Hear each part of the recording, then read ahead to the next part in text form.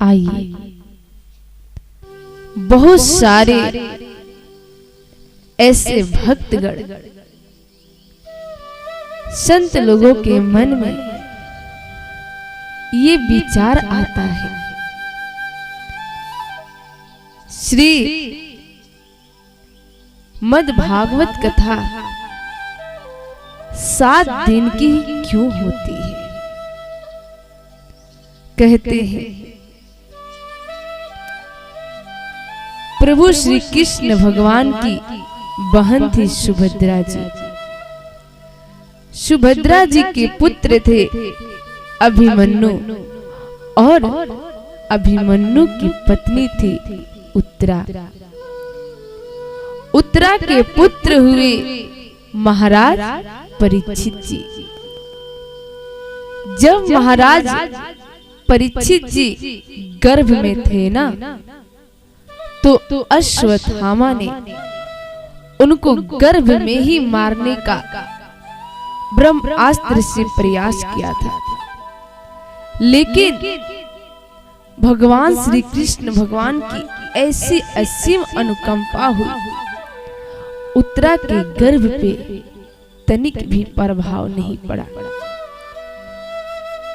वही महाराज परीक्षित जी आगे चलकर इतने बड़े धर्मात्मा राजा हुए।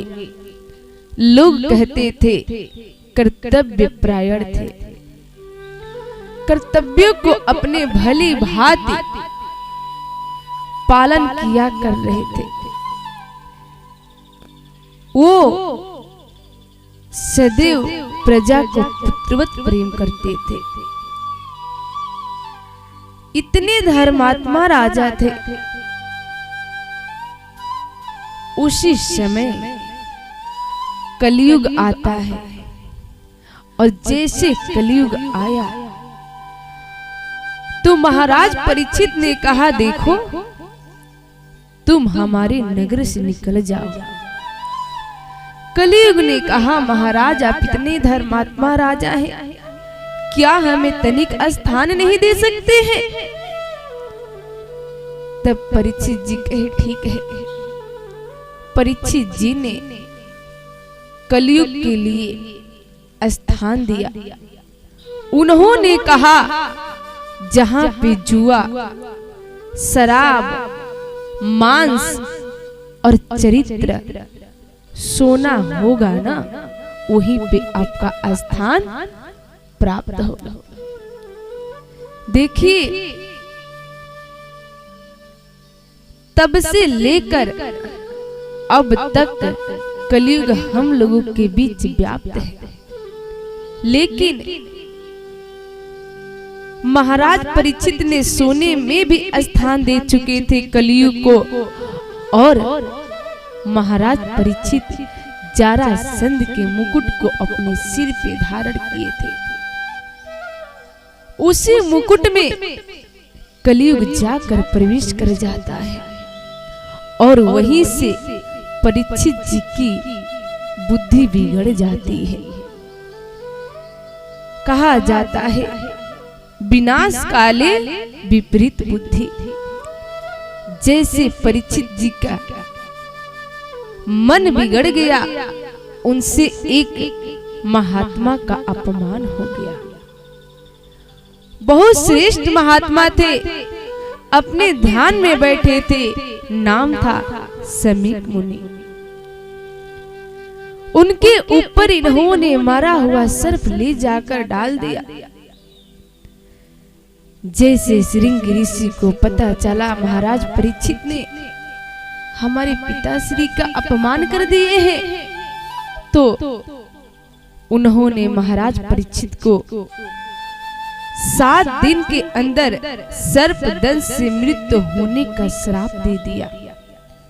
जैसे श्राप काटने का श्राप मिला 7 दिन के अंदर ना, तब महाराज परीक्षित को एहसास हो गया, हमसे बहुत बड़ी गलती हो गई है, पाप हो गई है, इसका प्रायश्चित करना चाहिए। मेरे पास मात्र 7 दिन शेष है, और इस 7 दिन को मैं श्रेष्ठ तरीके से जीऊंगा। उन्होंने उसी वक्त अपने सारे धन दौलत को अपने पुत्रों को सौंपकर गंगा मैया के किनारे चले गए और गंगा मैया के किनारे जैसे गए, उसी गंगा मैया के तट पे सुखदेव जी मिलते हैं। परीक्षित जी निवेदन करते हैं, हमको प्रभु की कथा सुना दीजिए।